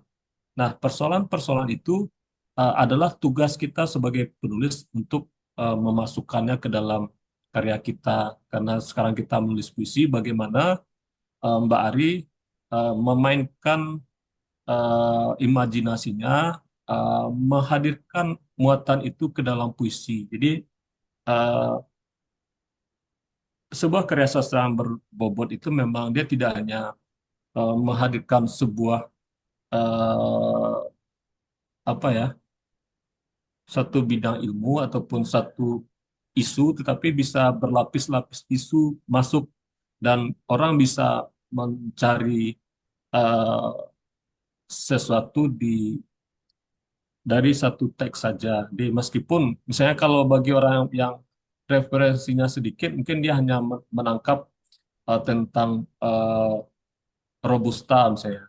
Sementara bagi orang yang lebih memahami tentang sosiologi kependudukan, dia akan mendapatkan uh, pencerahan tentang persoalan uh, masalah urbanisasi misalnya, ataupun adanya kesenjangan pekerjaan antara laki-laki dan perempuan. Jadi ide puisi Mbak Ari ini menurut saya ini adalah baru sebuah eh, prototipe ataupun sebuah draft yang bisa Mbak Ari kembangkan dan bisa menjadi puisi yang lebih lebih lebih Panjang.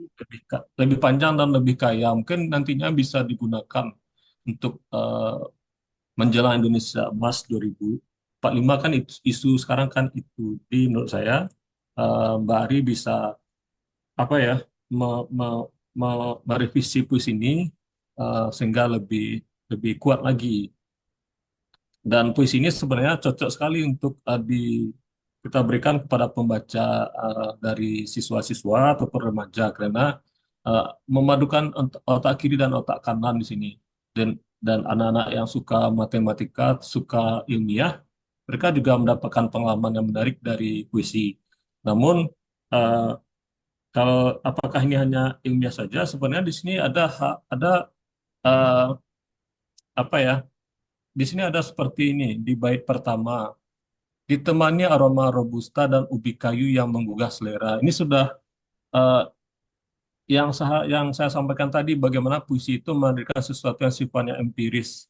Di sini detail kecil ini ada aroma robusta dan ubi kayu sebenarnya telah menyelamatkan puisi Mbak Ari ini dari sesuatu yang sifatnya kering seperti teks ilmiah.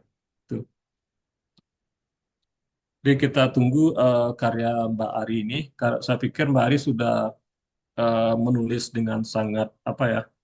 Di sini nampak kekompakan dan keutuhan gagasannya. Hanya saja terlalu pendek. Kita lanjutkan Oke. ke Terima oh ya, kasih udah. oh ya, sama-sama. Kita lanjutkan ke puisi berikutnya yaitu Jelata Jelanta. Eh, Awalnya saya nggak ngerti ini maksudnya apa. Ternyata jelanta ini sebenarnya jelantah ya. Tapi mungkin untuk pertimbangan bunyi eh, bunyi kemudian huruf H-nya dihilangkan. Tadi saya lihat di sini Mbak Zainab Al-Kausarnya ada ya. Tetapi beliau tidak bisa membacakan ya. Oke, kalau gitu kita langsung bahas saja. Jelata jelanta. Jelata-jelanta, ketika beberapa orang mencalonkan diri untuk posisi di sebuah negeri, maka kau akan sering dikunjungi. Berkali-kali dipuji, berulang kali diberi janji, akan mendapat rumah layak huni, ditambah makanan penuh gizi. Jelata-jelanta, mereka mengunyah makanan 4 sehat 5 sempurna, sedang engkau cukup menikmati apa yang ada pun dimasak dengan minyak sisa, habis menggoreng berpuluh kali lupa, hingga menghitam warnanya. Jelata-jelanta, kepada mereka yang kau gantungkan harapan, kedudukan kini sudah ia dapatkan. Apakah janji sudah ditunaikan? Pada tiap keputusan ia bubuhkan tanda tangan. Keputusan tinggal dilaksanakan. Jelata-jelanta, pada rupa-rupa wajah penuh ambisi, setiap jengkal matanya mengawasi. Adakah tanah yang bisa ia kuasai, atau tempat lain untuk menggumbar janji? Karena beberapa mata sudah jengah atas tingkah durjana mereka. Apakah engkau juga merasa sama? Jelata-jelanta, buang saja jelanta dan makanan basi. Makananmu sudah tak layak saji. Penyakit akan mudah menghinggapi, dan kau akan mati tanpa arti. Mereka yang kau pilih pasti tak akan datang menghadiri. Patah lagi memberi uang duka kasih. Jelata, jelanta, tanya kita selalu sama. Masihkah ada penguasa yang bisa dipercaya? Puisi ini menggunakan diksi jelanta. Jelanta di dalam Kamus Besar Bahasa Indonesia itu yang ada jelantah, yaitu artinya adalah minyak goreng sisa.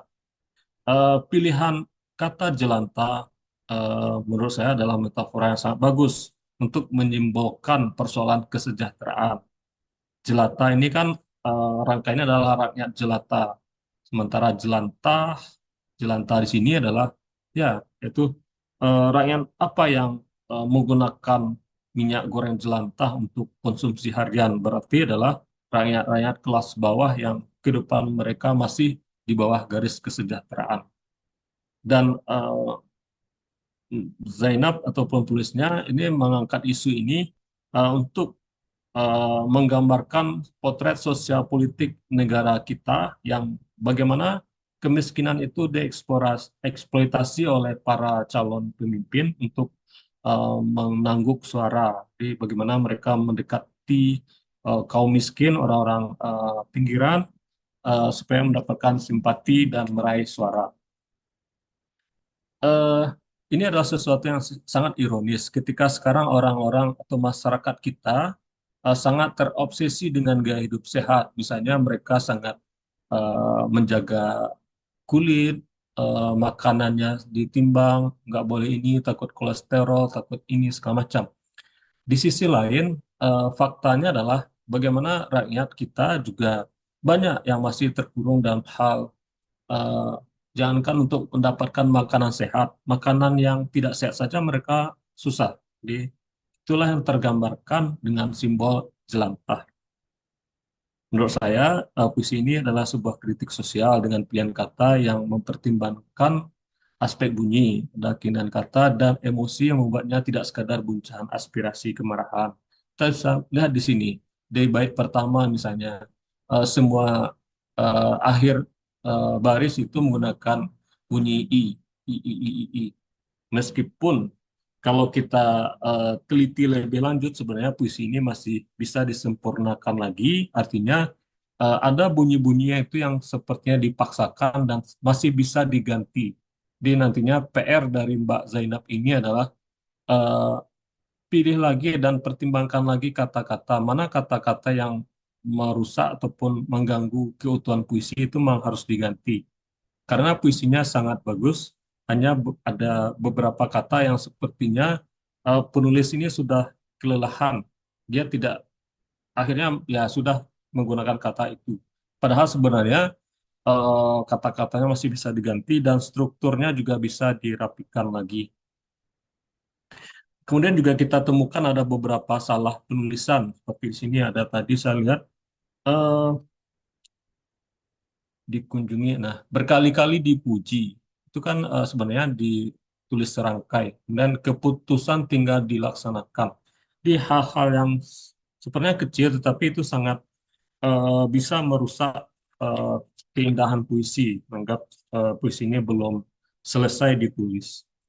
Nah, itu catatan saya tentang puisi Mbak Zainab. Dan terakhir ada puisi yang berjudul Maafkan, karya Yanti. Tadi ternyata tadi nama dari anak beliau. Mbak Yanti boleh bacakan puisinya?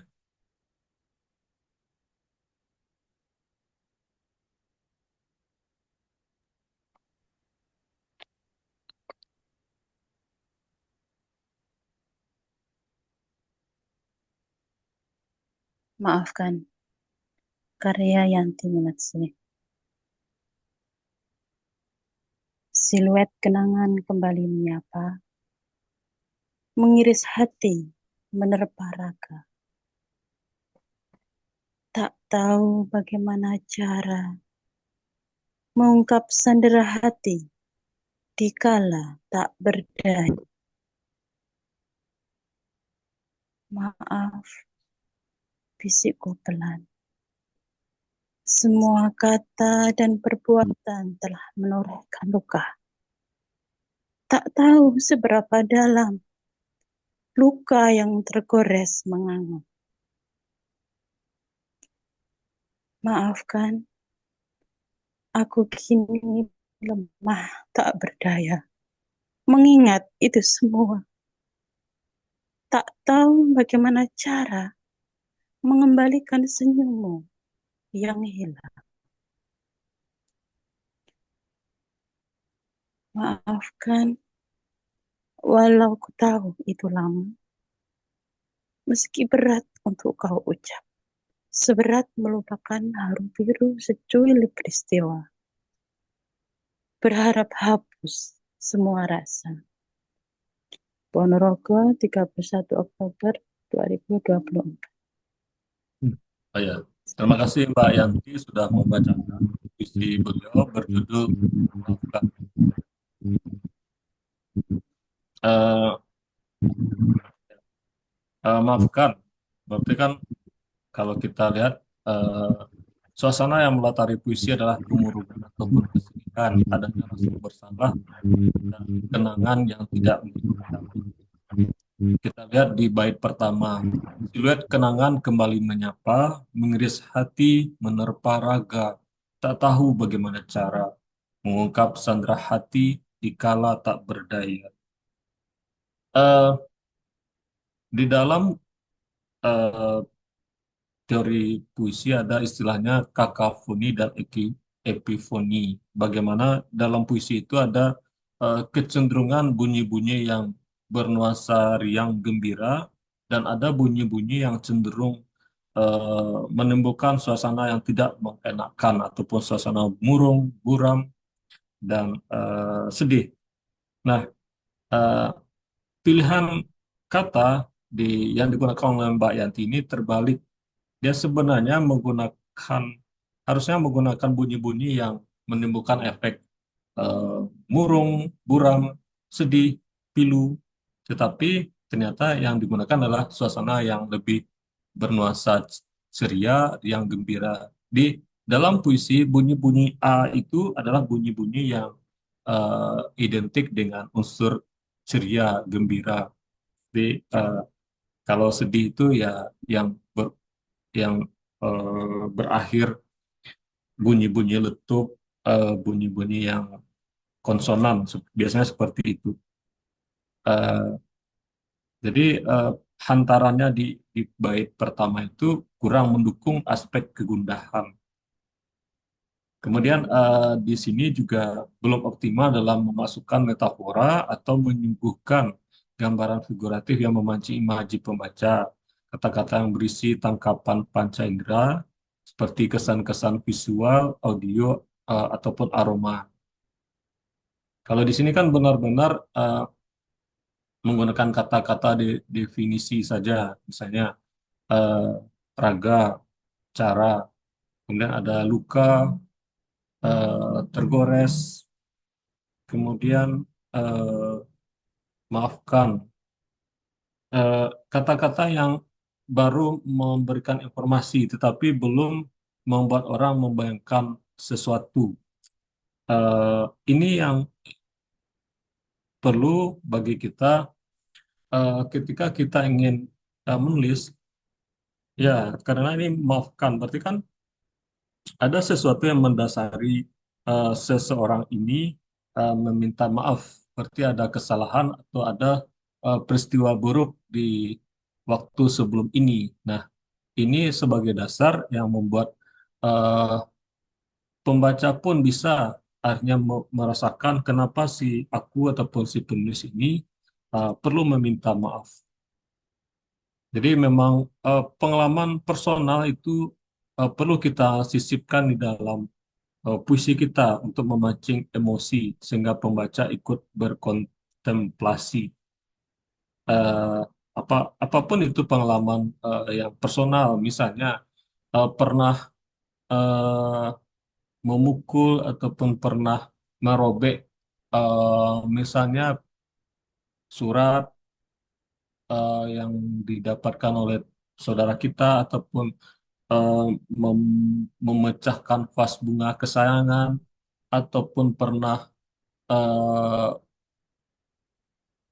membakar kaos kaki atau apa hal yang kecil sepertinya sepele tetapi itu bisa membangkitkan memori ataupun kenangan dan membuat pembaca pun mengingat pengalaman yang dia alami. Jadi meskipun pengalaman kita berbeda-beda tetapi ketika penyair memasukkan sebuah pengalaman empirik yang unik itu membuat orang yang membaca puisinya juga akan terkoneksi dengan pengalaman dia sendiri, pengalaman batinnya, apakah itu pengalaman di masa kecil, pengalaman tidak menyenangkan dengan orang tua, ataupun apapun itu yang perlu kita hadirkan di dalam teks puisi kita. Tidak cukup hanya dengan kata-kata definisi seperti luka, sedih, lemah, sakit, nah, seperti itu.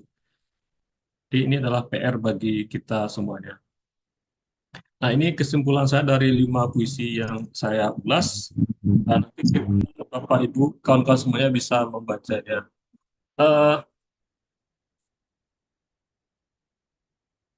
Oh ya, sebelum saya akhiri, mungkin saya ingin memberikan contoh. eh, ya, ini sekedar sharing pengalaman. Di beberapa minggu yang lalu saya mengirim 7 buah puisi. Apakah ini? Oke, ini belum. Oke, saya mengirim 7 buah puisi ke sebuah media. Eh,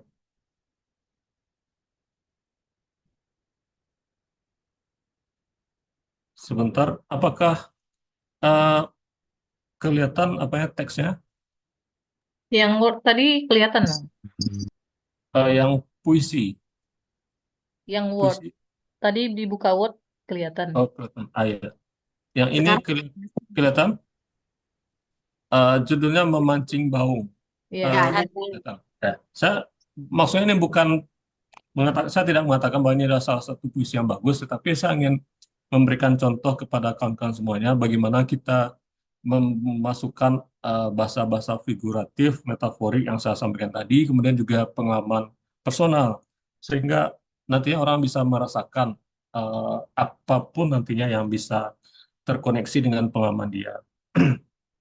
Memancing bau.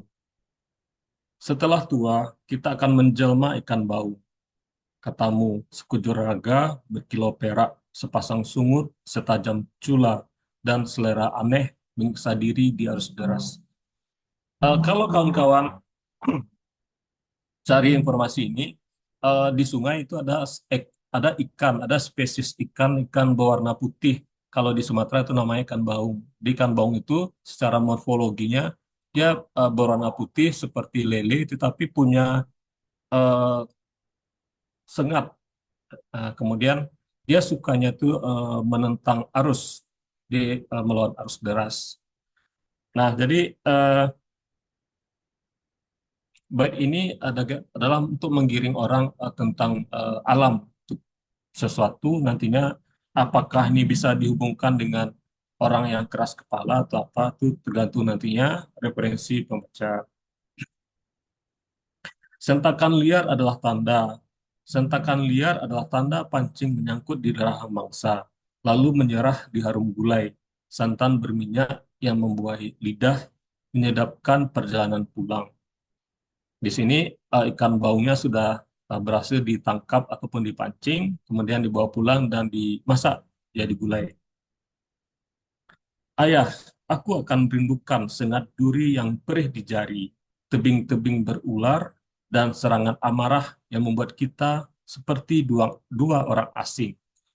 Nah, bait ketiga ini inilah yang saya harapkan dari puisi Mbak Yanti tadi, yang maafkan. Jadi maafkan, orang minta maaf itu ketika dia sudah melakukan kesalahan. Jadi ini yang perlu kita hantarkan sehingga eh, rasa penyesalan itu bisa relevan dengan eh, yang kita tulis di dalam puisi.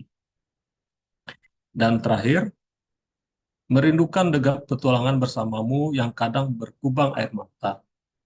Eh, Nanti teman-teman jika membaca puisi ini, ya kalau harapan dari penulisnya ya bisa membawa orang mengingat ketegangan hubungan antara seorang anak dengan orang tua, bagaimana misalnya anak itu di satu sisi mungkin dia merasa kesal pada orang tua, tetapi di sisi lain dia akan merindukan bagaimana pengalaman masa kecil dengan orang tua, kedekat apakah dia dulu pernah dimarahi, hal-hal seperti itu yang bisa memicu pembaca merefleksikan diri dengan pengalaman hidupnya.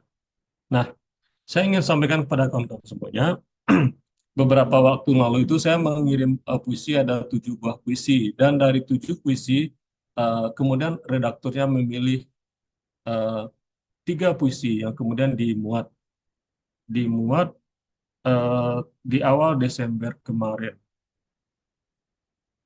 Saya lihatkan sekali lagi ini maksud saya adalah supaya kawan-kawan eh, bisa termotivasi.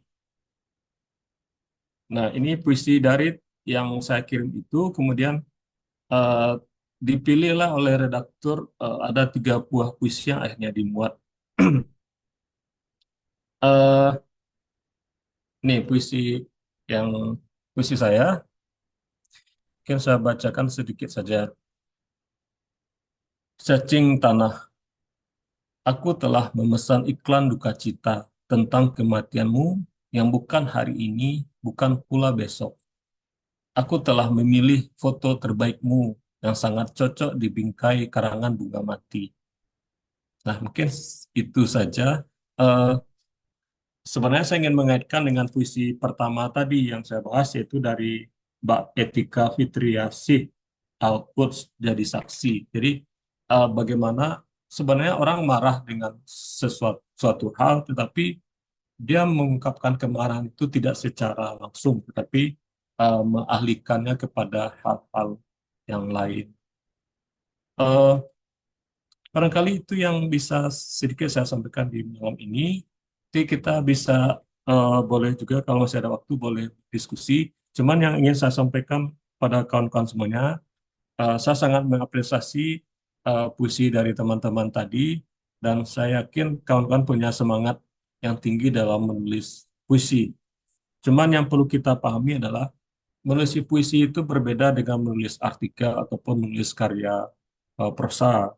Jadi puisi itu adalah mengkonkretkan yang abstrak. Nah, abstrak itu misalnya ya rindu, sedih, marah, penyesalan.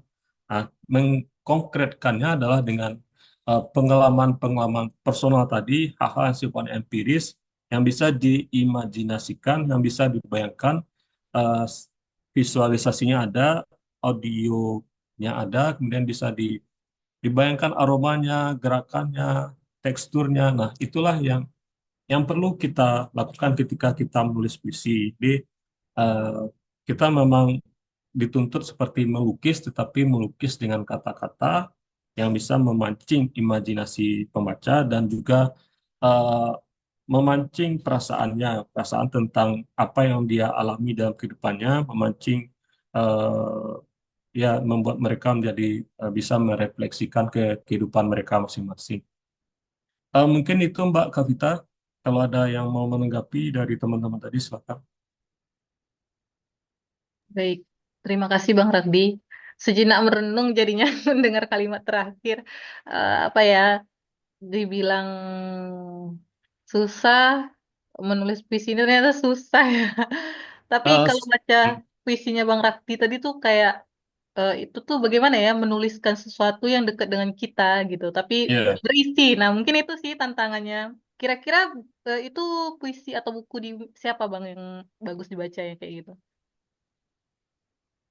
kalau saya tuh ya saya suka membaca memang karya-karya tulis pengarang ataupun sastrawan dari berbagai negara. Artinya saya tuh dari kecil suka membaca karya terjemahan seperti itu dan saya simpulkan dari karya-karya yang saya baca dari pengarang-pengarang peraih Nobel ataupun dari Man Booker, pokoknya dari penghargaan yang prestisius itu adalah muaranya adalah bagaimana kita menulis sesuatu yang sederhana, tetapi di balik kesederhanaan itu bisa eh, memicu berbagai hal. Jadi dia sepertinya sederhana, tetapi seperti bisa membuat orang ketika orang membaca A, dia seperti A, dari orang lain mungkin dari B, jadi C, seperti itu. Seperti spektrum lah. Bisa dilihat dari kiri warnanya kuning, dari sini jadi biru. Nah, itu eh, yang perlu dilakukan penulis. Tapi jangan sampai berputus asa pula bahwa sebenarnya yang ada di sekitar hidup kita itu adalah hal-hal yang menarik yang bisa kita ceritakan. Hanya saja kita tuh sudah terbiasa berpikir bahwa menulis itu harus sesuatu yang rumit-rumit, padahal tidak harus seperti itu. Jadi seperti kembali ke puisi Mbak Zainab tadi, Robusta, kemudian ubi goreng, kemudian ada bunga kering misalnya, atau yang dekat-dekat dengan kehidupan saja, yang sesuatu yang empiris, tetapi memang tidak dari awal sampai akhirnya hal-hal yang yang sederhana. Jadi kita selipkan. Yang penting itu ada kesatuan antara pesan yang ingin kita sampaikan dengan pilihan kata. Seperti itu. Sederhana yang tidak sederhana ya Bang. Tapi ya saya pribadi baca pas ulasannya Bang Rakdi itu ya gimana ya? Emang sesuatu yang sederhana tapi disajikan dengan cara yang bagus lah gitu. Saya Ya, baca. Mungkin ya, teman-teman ada yang mau disampaikan atau ditanya ke Bang Rakdi dan Pak Bambang nih. Masih ada sekitar 10 menit lah. Silakan. Kak Tika, ada yang mau ditanya lagi Kak Gusri? Masih pada on nggak nih orang-orangnya? ya sudah lelah juga. Atau ini Kak Yanti, nah, mana tahu mau nanya lagi, tiba-tiba teringat sesuatu. Kalau saya boleh Pengen nanya berpesan, tapi ya pesannya Iya. sederhana. Gabungkanlah apa yang disampaikan oleh Pak Bambang tadi dengan yang saya sampaikan. Kalau saya ya itu tadi dia sepertinya sederhana, tetapi di balik kesederhana itu memang ada multi interpretasi dan kita tidak perlu merisaukan itu. Yang penting itulah bagaimana kita rajin saja, lebih peka dengan apa yang ada di sekitar kita. Seperti saya kantor saya ini di pinggir pantai, di posisi kantor saya itu di atas jalan, di bawah kantornya ada jalan ya, dan ini pas di pinggir pantai, di akan terdengar suara ombak jelas sekali. Makanya saya ada puisi itu judulnya adalah eh, pan ya tentang pantai itu, dan itu sudah dimuat kemarin tuh di Jazirah Kata yang di Riau, Kepulauan Riau. Kayaknya puisi Pak Bambang juga ada ya. Iya. Ya, ini silakan eh, Kak Yanti. Sedikit tambah kita Oh iya tadi Pak. dari udara di memang kombinasikanlah karena masing-masing kita itu punya style masing-masing gitu kan. Ya, Kalau berproses saja nanti lama-lama jadi tahu oh saya nampaknya lebih punya stylenya di sini. Tapi ketika itu harus dibarengi dengan banyak membaca. Sekali lagi puisi jangan dianggap remeh. Puisi itu juga perlu riset ya. Belajarlah bukan menulis puisi itu bukan hanya aku, kamu, dan rasa, aku, kamu, dan rindu, tapi ada sesuatu yang ingin kita ceritakan. Dan untuk bisa hidup itu pengalaman personal yang seperti udah Radita di garis bawahi itu juga harus muncul. Puisi dengan pembaca itu harus ada keterikatan. Jangan kita menulis tanpa ada memberikan sebuah ruang untuk pembaca untuk merasakan puisi kita cerita tentang apa sih. Nah, jadi itulah kita belajar, belajar dan belajar. Karena nanti nanti suatu saat kita akan ketemu nih, tulisan kita akan dibaca oleh siapa, akan mendapatkan pembaca siapa. Itu nanti ketika kita menunjukkan sebuah keistiqomahan dalam berkarya. Itu aja, Vita. iya Pak, makasih Pak. Makin menguatkan nih kalau kita juga mikirnya pas baca puisi yang indah gitu ya, diawalin majas-majas, kata-kata yang manis gitu, coba bikin kayaknya nggak kita banget gitu. Jadi pas sudah dengar ceritanya Bang Ragdi tadi, lebih lebih apa ya, lebih terfokus gitu. Oh ya, kayak gini tuh lebih kayaknya lebih cocok buat kita. Ini silakan tadi Kak Yanti. Oh ya, di sini ada pertanyaan dari Mbak Sri Wahyuni Siapa? sih. Oh, Ya, ya. eh, tadi sudah ditunjukkan oleh Pak Bambang bagaimana Pak Bambang memberikan highlight ya, ada warna-warna merah di. Sebenarnya ketika kita membentangkan teks puisi itu, nanti kita bisa biasanya dari sejumlah kata yang dipakai itu kan kelihatan ada beberapa kata yang mewakili isi puisi tersebut. Misalnya ketika kita maafkan tadi, ada puisi Mbak Yanti maafkan tadi kan eh, kita bisa melihat sebenarnya kata di situ eh, ada sesal yang memang ada apa ya, ada luka, ada pengalaman buruk.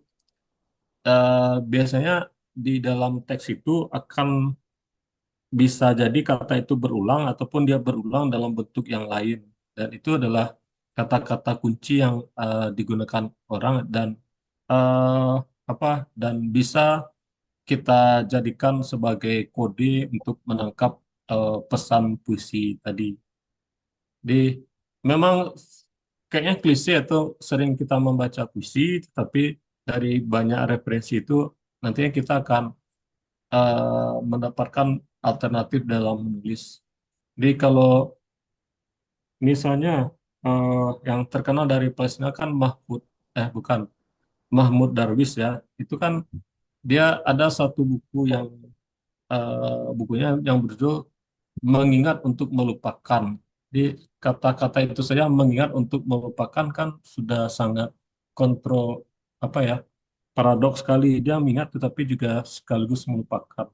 Dan itu adalah berangkat dari pengalaman hidupnya sebagai orang Palestina yang tinggal di Lebanon, eh, tetapi bagi orang Lebanon dia bukan orang Lebanon. Sementara ketika dia pulang ke Palestina, di Palestina dia juga bukan, dia tidak diakui pula. Jadi hal-hal yang itu pasti masing-masing kita punya eh, apakah punya tragedi, punya trauma, bagusnya itu yang kita eksplorasi, cuma nanti kita ramu ulang dengan hal-hal yang sifatnya universal.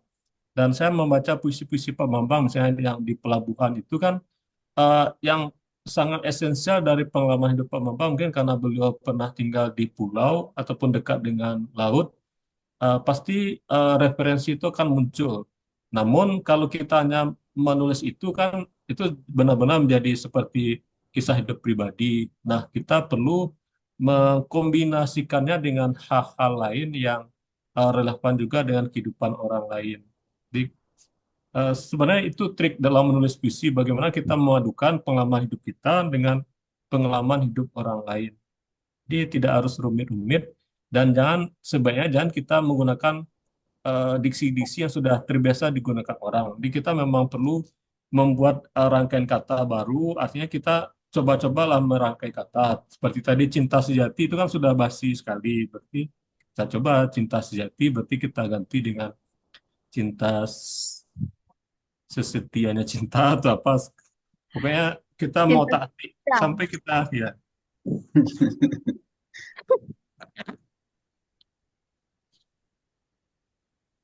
Oke. Ini tadi Kak Yanti jadi nggak Kak?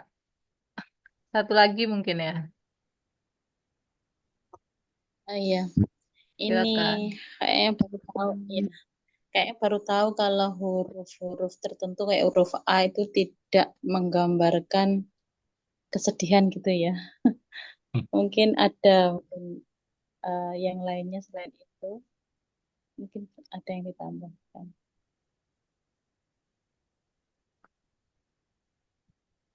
Sudah kan?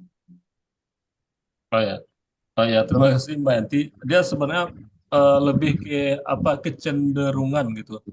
Misalnya kalau kita gelap, pekat, hitam, legam itu kan nuansanya itu memang nuansa yang di suasana yang dimunculkan adalah suasana yang tidak menyenangkan. Tapi misalnya bunga, ceria, senja, merona, jingga itu memang sesuatu yang nantinya bisa dipikir adalah hal yang sifatnya indah, yang menyenangkan. Tapi bukan berarti semua huruf A itu ada relevansinya dengan suasana yang bagus. Tapi biasanya ada bunyi-bunyi tertentu yang bisa menimbulkan efek tertentu. Begitu Mbak. Jadi, kalau kita misalnya menggunakan unsur-unsur belakangnya, misalnya huruf P misalnya, itu kan bisa menimbulkan karena tersendat misalnya. Seperti puisi Khairil Anwar, Aku Tumpat Pedat, itu kan suasana yang karena yang digambarkan adalah suasana malam hari di Pelabuhan. Jadi aku tumpat pedat. Jadi bagaimana Apa? kata-kata itu bisa menimbulkan suasana tertentu. Gitu Mbak. Baik, terima kasih. Tetapi saya yakin sebenarnya Mbak Yanti ini dia punya sesuatu yang ingin diungkapkannya dengan puisi Maafkan tadi, tetapi mungkin belum tersampaikan secara optimal. Jadi sebaiknya kalau saya sarankan, coba Mbak Yanti ingat ada nggak pengalaman yang pahit, masukkan agak sebaris saja di dalam puisi itu sehingga bisa menimbulkan efek emosional di dalam puisi. Jadi kalau kita hanya menggunakan kata-kata yang artinya sangat umum, itu untuk puisi memang tidak akan menjadi puisi yang emosional. Jadi lebih ke sangat ilmiah jadinya. Jadi kalau eh, pengalaman, mungkin coba nanti malam coba refleksi lagi, kira-kira pengalaman pahit apa sehingga Mbak Yanti perlu meminta maaf kepada seseorang. Kan gitu, Mbak. Baik, terima kasih, Kak. Iya, sama-sama. Oke. Kayaknya udah cukup deh, Bang. Udah jam Ya, 10 malam boleh. ya. Ya, Cukup Pak kita, Bambang. cukup udah malam. Ah, Bulan ada depan insya ini Allah. nggak? Ada kalimat motivasi terakhir nggak untuk malam ini dari Pak Bambang dan Bang Randi? Ya, Pak Bambang dulu lah. Tadi sebetulnya udah nggak apa-apa, tapi kalau yang tidak percaya dirilah terhadap karya kita yang kita tuliskan. Karena dengan percaya diri terhadap karya kita, maka dia akan tumbuh, tumbuh, dan tumbuh untuk bisa menjadi karya terbaik. Itu saja. Oke, Kalau terima dari kasih saya Pak mungkin Bambang. eh, coba lebih sensitif, sensitif dalam merespon alam, dalam menyerap apa yang ada di sekitar kita, karena puisi itu ada di sekitar kita. Tinggal bagaimana kita sensitif menangkapnya, kemudian menyerapnya, memadukannya ke pengalaman batin kita dan tuangkanlah menjadi puisi. Mungkin gitu. Oke. Terima kasih Bang Randi. Sekali lagi terima kasih Bang Randi, terima kasih Pak Bambang untuk Sama-sama. penjelasannya, ilmu dan pengalamannya malam hari ini ya buat kita semua. Mudah-mudahan bisa diserap dengan baik dan diaplikasikan di puisi yang dibuat berikutnya ya. Itu saja mungkin sampai bertemu lagi di tahun depan ya. Tahun depan mudah-mudahan sehat selalu dan bisa bertemu lagi. Untuk informasi selanjutnya nanti diinfokan di grup ya Pak, termasuk Oke. juga rekamannya. Oke, itu saja teman-teman. Kita akhiri dengan alhamdulillahirobbilalamin. Eh, saya selaku pembawa acara malam hari ini mohon maaf apabila ada kesalahan. Billahi taufik walhidayah. Assalamualaikum warahmatullahi wabarakatuh. Waalaikumsalam. Waalaikumsalam. Ada Mbak Ika rupanya ya, Mbak Ika Sapit. Oh iya, Iya, selamat beristirahat semuanya. iya istirahat ya. Terima kasih. Assalamualaikum. Waalaikumsalam Salam. warahmatullahi wabarakatuh. Ya, NO izin ya pamit Pak. semuanya. Ya, Enol Jangan Assalamualaikum. aja kita. ya.